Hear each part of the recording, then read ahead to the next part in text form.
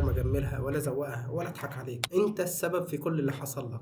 اسمعني ومن غير ما تبرر. انت اللي بتضيع وقتك، وانت اللي كسلت، وانت اللي كدبت على نفسك سنين، وانت اللي متهاون في حياتك واخترت انك تمشي في طريق الفشل ومستمر فيه لحد دلوقتي، وانت اللي بايدك بتدمر نفسك يوم بعد يوم. ولكن الشيء الايجابي بالموضوع ان انت اللي بايدك كمان تنقذ نفسك من كل ده. ولكن خلينا في البدايه نفوق. الناس دايما بتقول لك بلاش تقسو على نفسك، حب نفسك، سامحها، بس محدش بيقول لك امتى لازم تواجه الحقيقه حتى لو كانت بتوجعك. في فرق كبير بين انك تكون واعي بتقصيرك وبين انك تكره نفسك وتهينها. عارف المشكله فين؟ اننا فهمنا جلد الذات غلط. فكرنا ان اي حد بيراجع نفسه وخلاص هو بيلوم نفسه كده، فبالتالي هو كارهها ومكتئب.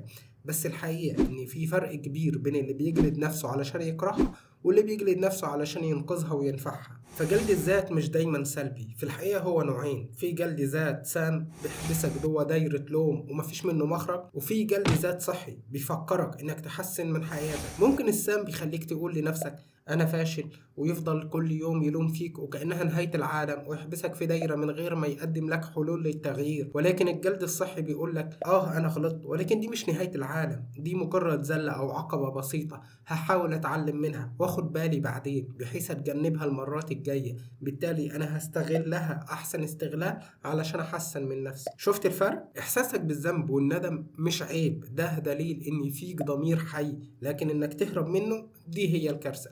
تخيل انك ما بتحسش باي الم لما بتلمس النار، هتفضل تتحرق وانت مش واخد بالك. بالظبط كده، اللي بيخاف من مواجهة نفسه هيصحى دايما متأخر على الوكسة اللي هو وصل لها. ربنا سبحانه وتعالى اقسم بالنفس اللوامة. عارف يعني ايه؟ يعني نفس اللي مش سايبة صاحبها كده بدون احساس ولا تفكير، وانما بتفكره وبتحاسبه وبتقول له انك غلط، طب اعمل ايه علشان اصلح؟ ده مش جلد ذات سام او مؤذي، وانما ده في مصلحة العبد. جلد الذات مش دايما اسوأ، ممكن يكون شفقة على نفسك، بانك تحاسب نفسك وتهذبها، بانك تشوف بان كفاية كده وانك تستاهل تعيش بشكل افضل من كده، وانك محتاج تشوف اخطائك وتعالجها، وان تصحح من مسارك وتركز على الجوانب اللي محتاج تركز عليها. ده مش جلد، ده حب لنفسك ولكن من نوع تاني. طيب يا أميل، ازاي نفرق ما بين الجلد الذات السام وجلد الذات الصحي؟ باختصار، لو جلدك لنفسك بيخليك تتحسن فهو مفيد وحلو وعايزين من ده كتير، لان ده ضميرك وبيكون بيحاول بيصحيك. ولكن لو بيأذيك او بيجمدك في مكانك وبيخليك عايز تسيب كل حاجة ومش عارف تاخد خطوة لقدام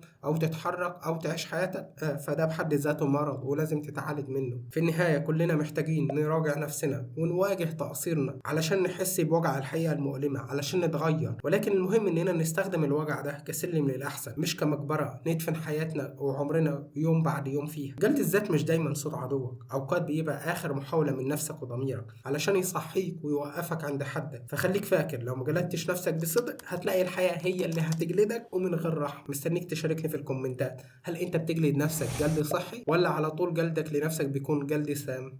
ولو جلدك لنفسك سام فانت محتاج تتغير، واشوفك على خير. سلام.